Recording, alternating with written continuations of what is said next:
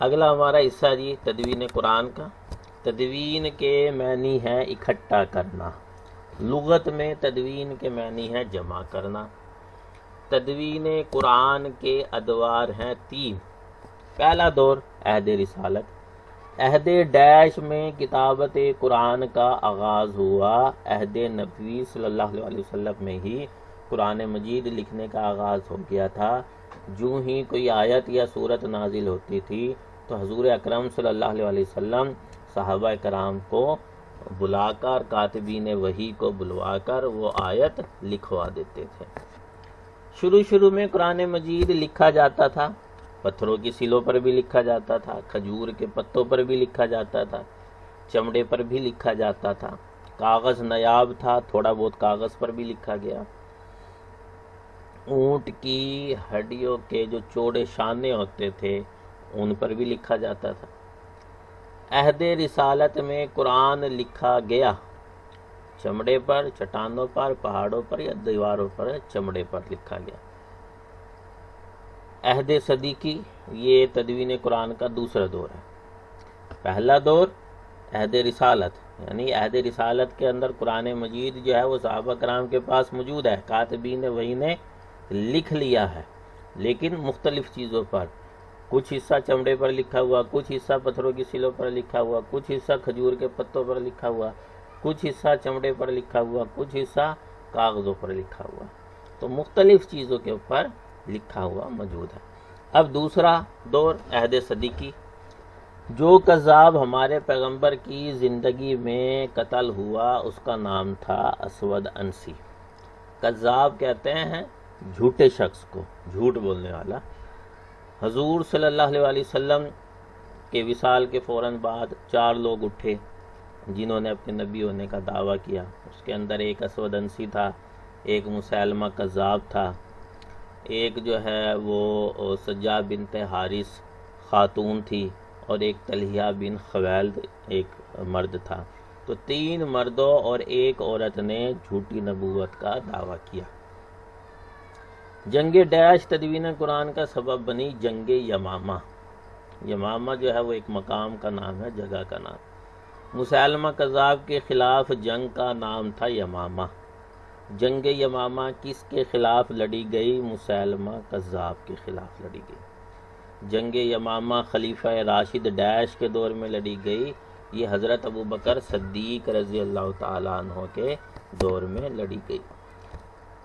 جنگ ڈیش میں حفاظ قرآن کی ایک کثیر تعداد شہید ہوئی یمامہ میں۔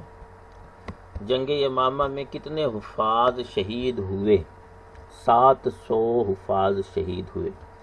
700 حفاظ شہید ہوئے جنگ یمامہ میں۔ ہمارے تقریباً 1200 لوگ اس جنگ کے اندر شہید ہوئے تھے، اور ایک روایت کے مطابق جو ہے وہ ہمارے 700 حفاظ جو ہیں وہ اس جنگ کے اندر شہید ہو گئے تھے۔ قرآن جمع کرنے کا مشورہ کس نے دیا، یا قرآن کو کتابی صورت میں جمع کرنے کی تجویز کس نے دی؟ حضرت عمر فاروق رضی اللہ تعالیٰ عنہ نے۔ جمع تدوین قرآن کا حکم دیا حضرت ابوبکر صدیق نے۔ حضرت ابوبکر صدیق نے تدوین قرآن کا کام سپرد کیا حضرت زید بن ثابت رضی اللہ تعالیٰ عنہ۔ قرآن مجید کی جمع و تدوین والی کمیٹی کے چیئرمین، صدر، سربراہ تھے حضرت زید بن ثابت رضی اللہ تعالیٰ عنہ۔ چیف کاتب وحی کا نام ہے حضرت زید بن ثابت رضی اللہ تعالیٰ عنہ۔ قرآن پاک کی تدوین کا ابتدائی کام کس نے کیا؟ حضرت زید بن ثابت نے کیا۔ قرآن پاک کی تدوین میں جس صحابی کا مرکزی کردار ہے ان کا نام ہے حضرت زید بن ثابت رضی اللہ تعالیٰ عنہ۔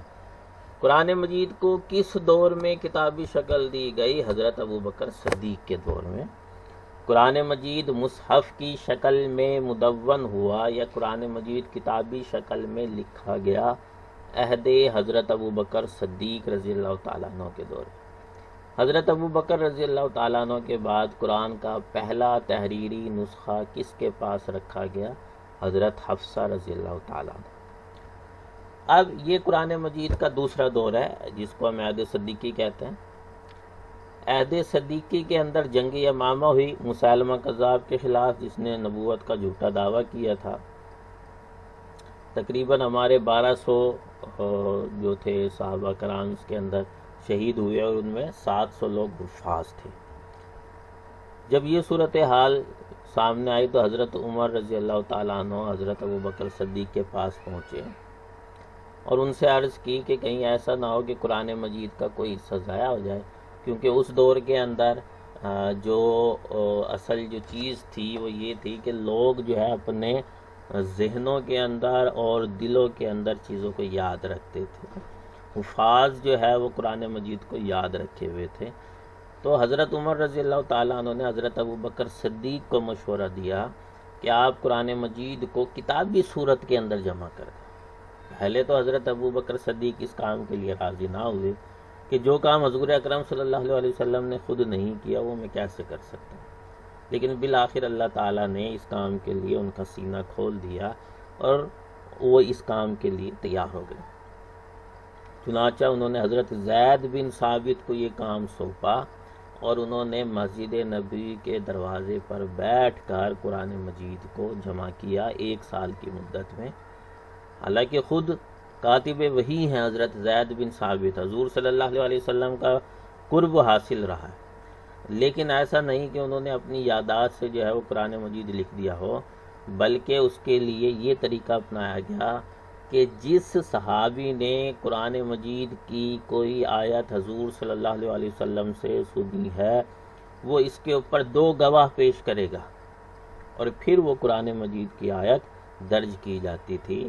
اس طرح قرآن مجید جو ہے وہ عہد صدیقی کے اندر 1 سال کے اندر کتابی صورت میں جمع کر لیا گیا، لکھ لیا گیا، اور اس کا جو نسخہ تھا پہلا تحریری نسخہ وہ حضرت عمر فاروق کی صاحبزادی اور حضور صلی اللہ علیہ وسلم کی زوجہ حضرت حفصہ رضی اللہ تعالی عنہا کے پاس رکھا گیا۔ یہ تھا قرآن مجید کا دوسرا دور۔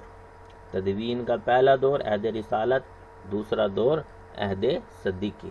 اب آ جائیں جی تیسرے دور کی طرف، عہد عثمانی۔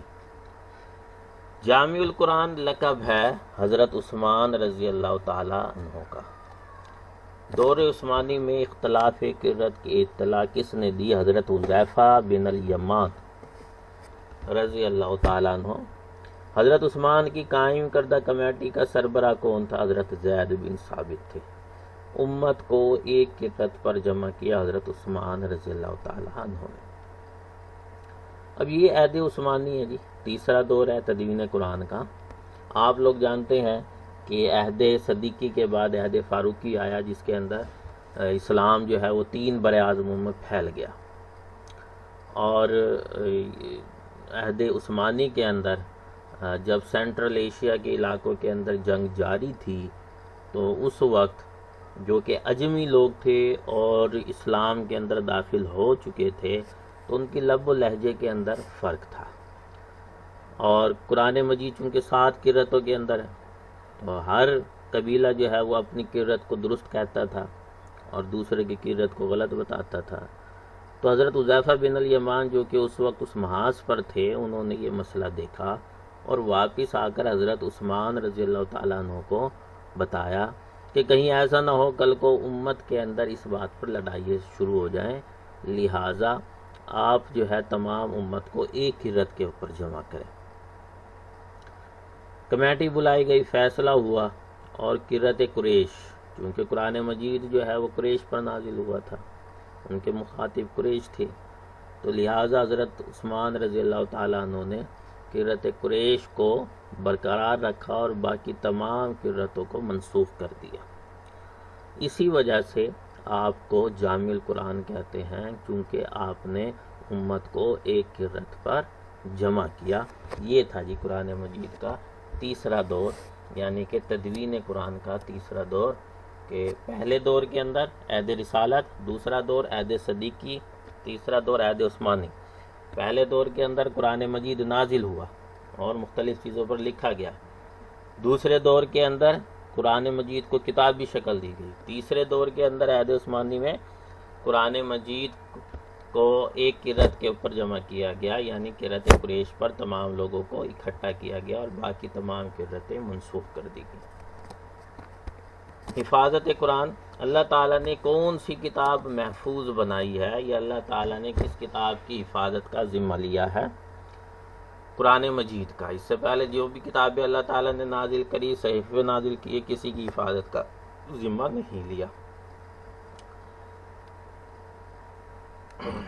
جیسے کہ قرآن مجید کی آیت بھی ہے، اِنَّا نَحْنُ نَزَّلْنَا الذِّكْرَ وَإِنَّا لَهُ لَحَافِظُونَ، کہ بے شک یہ ذکر ہم نے نازل کیا ہے اور ہم ہی اس کے محافظ ہیں۔ سورۃ النحل آیت نمبر 44 ہے میرے خیال سے۔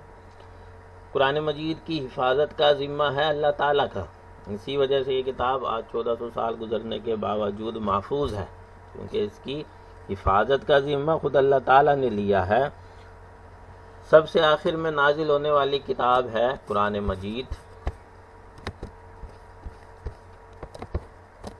خالق کائنات کا آخری پیغام ہے قرآن مجید۔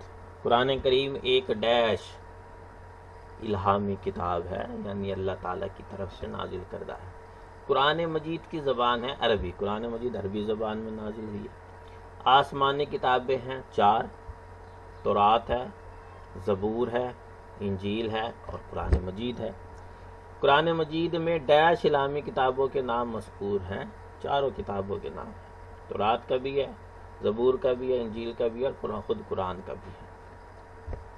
قرآن کریم میں سابقہ انبیاء کی یا کے ڈیش جمع ہے۔ قرآن کریم میں سابقہ انبیاء کی تعلیمات جمع ہے کہ پچھلے انبیاء کرام نے کیا تعلیمات دی تھیں۔ قرآن پاک کا ایک حرف پڑھنے پر نیکیاں ملتی ہیں 10 کم از کم۔ اب الف لام میم یہ ایک حرف نہیں ہے، بلکہ الف ایک حرف ہے، لام دوسرا حرف ہے اور میم تیسرا حرف ہے، یعنی آپ نے الف لام میم کہہ دیا تو آپ کو کم سے کم 30 نیکیاں ملیں گی، یعنی ہر حرف پر ایک نیکی ہے۔ چلیں جی، آج کا ہمارا یہ پہلا سبق مکمل ہوا MCQs کا، تعارف قرآن کا، اور یہ ہمارا دوسرا لیکچر مکمل ہوا۔ آپ لوگ گھر میں بیٹھ کر کتابیں لے لیں، اس کو تیار کریں اچھے طریقے سے، اور جیسے ہی کالج اوپن ہوں گے، جیسے ہماری روایت ہے کلاس کی، ہم نے اس کے جو ہے نا جی وہ ریٹن ٹیسٹ آپ لوگوں سے لینا ہے۔ تو آپ لوگ جو ہے کوئی چیز نہیں سمجھ آتی اس کے اندر میرے سے پوچھیں، سوال کریں واٹس ایپ پر، لیکن واٹس ایپ پر غیر ضروری میسیجز اور پوسٹوں سے گریز کریں، کیونکہ آپ کوئی ایک بندہ اس گروپ کے اندر نہیں ہے، تقریباً 40 کے قریب سٹوڈنٹس ہیں۔ دوسرے سٹوڈنٹس کو پریشان مت کریں، جو بھی علمی سوال ہے علمی نوعیت کا وہ پوچھیں۔ جو آج کے لیکچر میں سے آپ لوگوں کو کوئی چیز نہیں سمجھ آئی ہے وہ مجھ سے پوچھیں، کیونکہ 4 نمبر کے تو یہ آپ کے MCQs ہیں۔ اس کے علاوہ لیکچر کے اندر جو میں نے بات کی ہے وہ یہی حصہ جو آپ کا ہوگا وہ تعارف قرآن کا، وہ شارٹ آنسرز کی صورت میں بھی ہوگا، اور ہر شارٹ آنسر کے 2 نمبر ہیں، تو تقریباً 4 سوالات جو ہیں آپ کے تعارف قرآن میں سے مختصر سوالات و جوابات کی صورت میں بھی آنے ہیں، یعنی 4 دونی 8 نمبر کے۔ اب میں آپ سے اجازت چاہوں گا، اللہ حافظ۔